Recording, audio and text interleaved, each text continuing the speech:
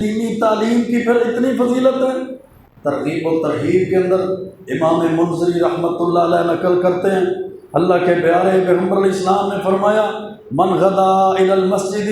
لا یرید الا ان یتعلم خیرا او یعلمہ، جو بندہ اپنے گھر سے مسجد کی طرف چلتا ہے، صبح کے وقت چلتا ہے یا شام کو چلتا ہے، اور اس کا مسجد میں آنے کا ارادہ اور نیت کیا ہے، الا ان یتعلم خیرا او یعلمہ، کہ جا کر دین کو سیکھے گا یا دین کو سکھائے گا۔ مسجد میں جائے گا، درس میں شامل ہوگا، درس کو سنے گا،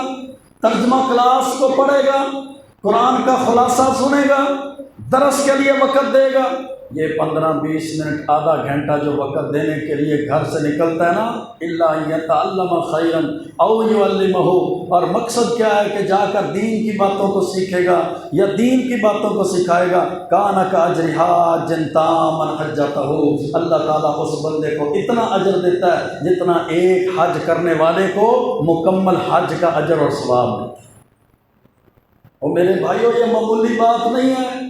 کہ اس نے 15-20 منٹ اپنی نیند کے قربان کر کے فجر کی نماز کے بعد درس میں شامل ہو گیا، اس نے اپنے کاروبار کو بند کر کے مسجد کے اندر دین سیکھنے کے لیے تھوڑی دیر کے لیے بیٹھ گیا،